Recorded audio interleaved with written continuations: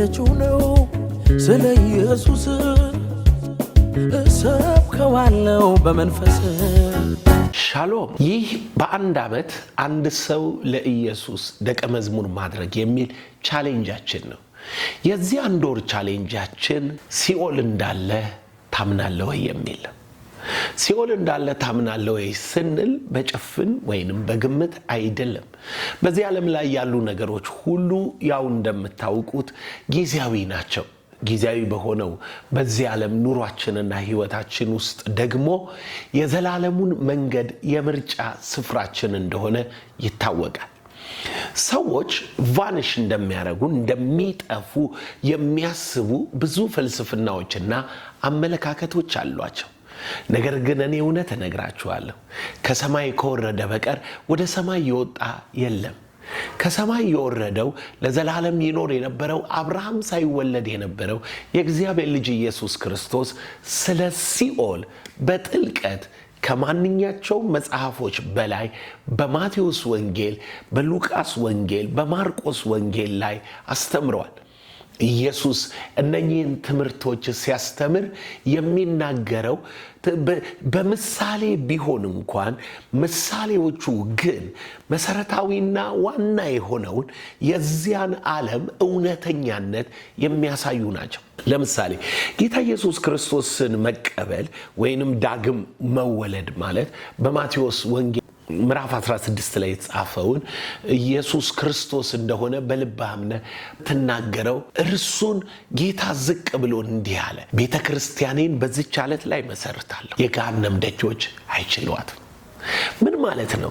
ቸርች በምድር ላይ ያለችው ከገሃነም ደጆች ጋር ለመሟገት ነው ማለት ነው። ከገሃነም ሰዎችን ለማስጣል ነው። ከሲኦል አፍ ለማስመለጥ ነው ማለት ነው። ስለዚህ ሌላ ዓላማ የለንም ማለት ነው። ቸርች የተከፈተበት ሂዱ ወደ ዓለም ያለበት ሌላ ዓላማ የለም። የገሃነም ደጆችን ዘግቶ ሊታረዱ የተወሰኑ ወደ ሲኦል የሚነዱትን እነኚህን ሙታንን ነፍሳቸው በሲኦል ምርኮ ሆና የተያዘችውን እነርሱን ለማስለቀቅ ነው ማለት ነው። ኢየሱስ ይሄንን ነው ቤተ ክርስቲያን ብሎ የሚጠራው። ሌላ ቤተ ክርስቲያን የለውም። አለቱ ላይ የመሰረተው በትንሣኤው በእርሱ ስም ላይ በክርስቶስነቱ ድልን አድርጎ ሙታን መነሳቱን የመሰረተው ክርስትና ሲኦል ስላለ ነው። አዎ ሲኦል ስላለ ነው። ሲኦል ከሌለማ ኢየሱስ ቤተ ክርስቲያንም በምድር ላይ አይተክልም። ቤተ ክርስቲያንም የውጊያ መስመሯ ወደ ሲኦል የሚነዱትን ማቆም አይሆንም ነበር።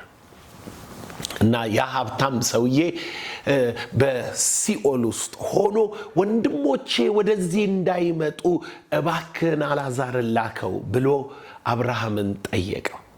ወደ ሲኦል እንዳይመጡ የተለመነላቸው የተነገረላቸው እነኛ ወንድሞች በምድር ላይ ምን ያስቡ ነበር? ዛሬ እኔ እደነቃለሁ። የምደነቀው በምን እንደሆነ ታውቃላችሁ? የሞቱ ሰዎች ለምሳሌ ያ ባለጠጋ ሰው ሲሞት ንብረቱን አንድ እንኳን ይዞ አልሄደም። ዝናው ከእርሱ ጋር አልሄደም። በዚያ ሀብታሙ ሰው መጣ፣ ቢሊዮነር ነበረ አልተባለም። በዚያ ሀብታሙ ሰው መጣ፣ በጣም ብዙ ድግሶች ይደግስ ይበላ ተዝናንቶ ይኖር ነበር አልተባለም። በምድር ላይ የሚገርም ጥበብ የሚገርም ዕውቀት ነበረው አልተባለም። ከምድር ላይ ከነበሩት ወርቆች፣ ብሮች፣ ዕንቆች፣ የከበሩ ቤቶች፣ በብዙ የሚቆጠሩ ሰራተኞች፣ ብዙ የሚባሉ ነገሮች ሁሉ ከእርሱ ጋር አልሄዱም። ዛሬ የምንደክምባቸው በጣም ብዙ ጉዳዮች ከኛ ጋር ተሻግረው ሲኦል ገብተው አይረዱንም። በግብጾች በግሪኮች ሜቶዶሎጂ ላይ በጣም የሚጠቀሟቸው ነገሮች አሏቸው። የነሱ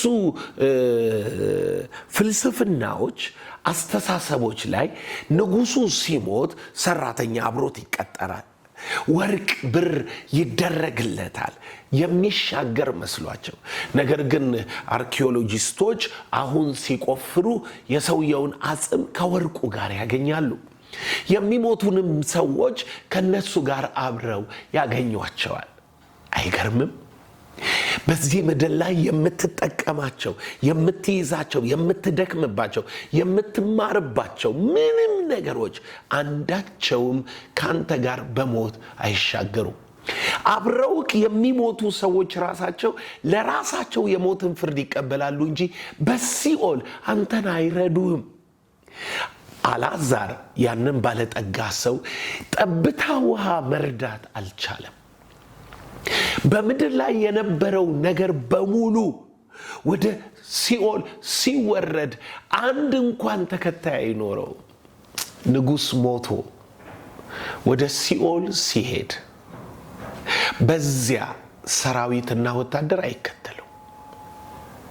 በዚህ ጠቅላይ ሚኒስትር የነበረ ሰው፣ በዚህ ድንቅ ሳይንቲስት የነበረ ሰው፣ በዚህ እጅግ ባለጠጋ ቢሊዮነር ትሪሊዮነር የነበረ ሰው፣ በዚህ ከፋሽን ሾው አንደኛ ውብ የነበረች ሴት፣ በዚህ ዝነኛ ዓለም የሚያውቀው ዘፋኝ ታዋቂ የነበረ ሰው በዚያ አንድ እንኳን የሚረዳው አብሮት የሚቆም አንዳች ነገር ከምድር ከኖረው ኑሮ ተከትሎት አይሄድም።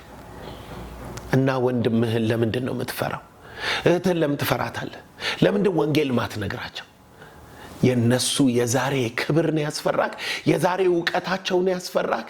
ወደሚሄዱበት ሲኦል የምታምን ከሆነ ተከትሏቸው ምንም አይሄድምና የሚበልጠውን ከአደጋ የሚድኑበትን ወንጌል ንገራቸው። ሻሎም